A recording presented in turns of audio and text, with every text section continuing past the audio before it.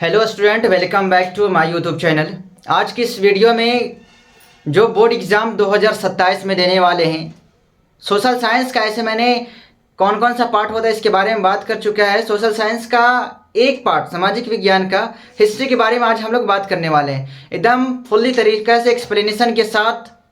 हमारा first chapter इसमें भी देखेंगे कि हमारा जो क्लास 10 है एनसीईआरटी, या फिर आप सीबीएसई एग्ज़ाम देते हो या फिर बोर्ड एग्ज़ाम जो भी हो, तो ये सब के लिए आपका ये वीडियो इम्पोर्टेंट है। यहाँ पे हम बात करने वाले हैं पहला चैप्टर हिस्ट्री का। उससे पहले हम हिस्ट्री के बारे में कुछ इन्फॉर्मेशन देख लेते हैं, और ध्यान रखना ये हिस्ट्री का वीडियो नंबर 1 है। इतिहास होता क्या है, ऐसे इतिहास के बारे में हम 9 में 8 में 7 में ऐसे पढ़ते ही आते हैं, लेकिन फिर भी एक बार हम फिर से देख लेते हैं कि इतिहास होता क्या है। तो इतिहास की बात करें तो एक तरह की शास्त्र है, एक तरह की किताब है, वैसी शास्त्र जिसके अंतर्गत ऐतिहासिक तथ्यों के बारे में अध्ययन किया जाता हो, उसे इतिहास कहते हैं। मतलब कि ऐतिहासिक तथ्य का क्या मतलब हुआ, आज से पहले जितनी घटना बीत चुका है उन सब के बारे में पढ़ना, उन सब के बारे में सुनना, उन सब के बारे में स्टडी करना ही आपका इतिहास कहलाता है।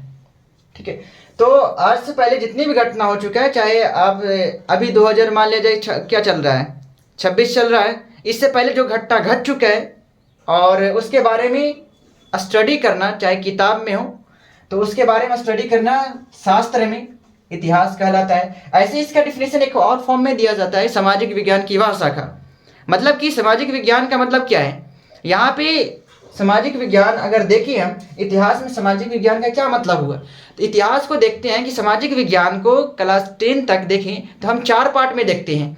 एक इतिहास होता है, एक आपका ज्योग्राफी होता है जिसे भूगोल कहते हैं, एक अर्थशास्त्र होता है, एक राजनीतिक शास्त्र होता है। मतलब कि क्लास 10 तक सामाजिक विज्ञान को 4 पार्ट में पढ़ते हैं। उसका एक पार्ट कौन है, इतिहास। तो ये इतिहास का डिफिनेशन हो गया, जिसमें ऐतिहासिक तथ्यों के बारे में अध्ययन किया जाता है। जिस किताब में पुरानी घटनाओं के बारे में अध्ययन किया जाता है उसे इतिहास कहते हैं।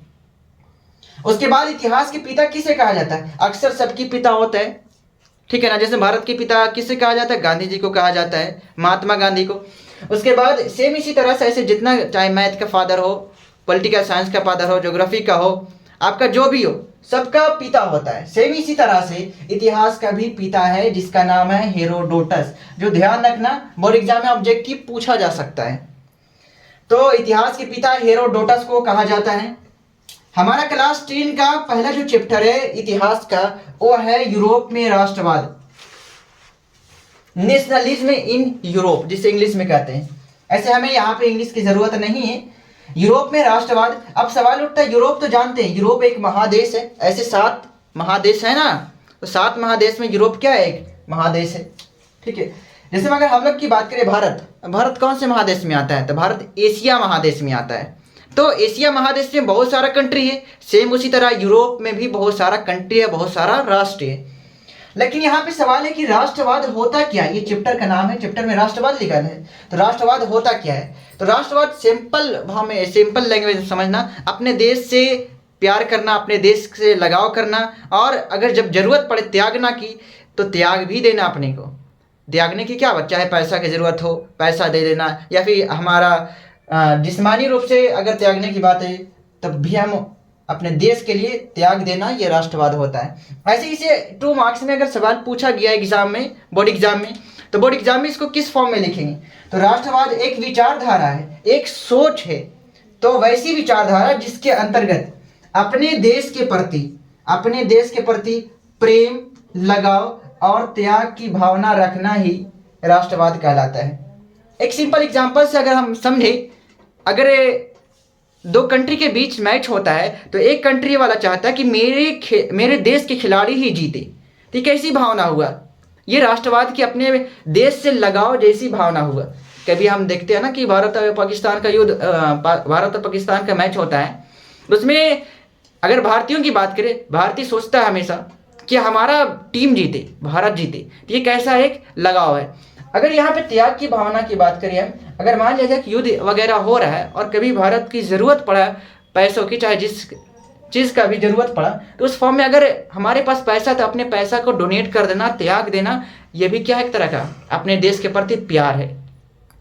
तो राष्ट्रवाद एक तरह से अपने देश के प्रति प्रेम रखना, लगाव रखना और त्याग की भावना रखना ही राष्ट्रवाद कहलाता है। अलग अलग जितना कंट्री है सब वहाँ पे रहने वाले लोग अपने देश के प्रति प्रेम करता है, मोहब्बत करता है, वो आपका क्या है, राष्ट्रवाद है। तो ध्यान रखना कि काफ़ी ज़्यादा इंपॉर्टेंट भी है, भी आई है। उसके बाद है, ऐसे हम बात किए कि यूरोप में कई कंट्री है, लेकिन इन सभी कंट्री में हम इस चैप्टर में पहले पढ़ेंगे फ्रांस। तो यहाँ पर ध्यान रखना, फ्रांस की बात करें तो फ्रांस एक यूरोपीय महादेश का एक राष्ट्र है। एक राष्ट्र बोलेगा या फिर एक देश है, मतलब कि 7 महादेश में आपका एक यूरोप भी एक महादेश है, एशिया भी एक महादेश है, लेकिन हम बात कर रहे हैं यूरोपीय महादेश। यूरोपीय महादेश में एक आता है फ्रांस। फ्रांस एक क्या है, राष्ट्र है, एक देश है। इसकी राजधानी कहाँ है, पेरिस। बोर्ड एग्जाम में पूछा जाता है कि फ्रांस की राजधानी कहाँ है, तो ध्यान रखना फ्रांस की राजधानी पेरिस है। ठीक है, फ्रांस की राजधानी पेरिस है। बाकी फ्रांस के बारे में कौन सी क्रांति हुई, कब हुई और उस क्रांति में किसका योगदान था, इन सभी के बारे में नेक्स्ट वीडियो में बात करेंगे। आज की वीडियो में हम इतना ही देखते हैं। आज की वीडियो में हमने क्या कंक्लूड किया, आज की वीडियो हमने देखा कि इतिहास क्या है, उसके फादर कौन है, उसके बाद हमारा क्लास 10 का पहला चैप्टर क्या है, उस चैप्टर का नाम देखा यूरोप में राष्ट्रवाद। राष्ट्रवाद होता क्या है उसके बारे में देखा। यूरोप क्या है, एक महादेश है और उस महादेश में कई आपका राष्ट्र है, जिसमें एक फ्रांस भी है। फ्रांस एक राष्ट्र है यूरोप का, और उसमें ये भी देखें कि फ्रांस की राजधानी कहाँ है, तो पेरिस है। इस वीडियो में हमने सिर्फ इतना ही किया, बाकी आने वाला वीडियो काफ़ी ज़्यादा इंपॉर्टेंट टॉपिक को कवर करेंगे। बाकी मिलते हैं नेक्स्ट वीडियो में।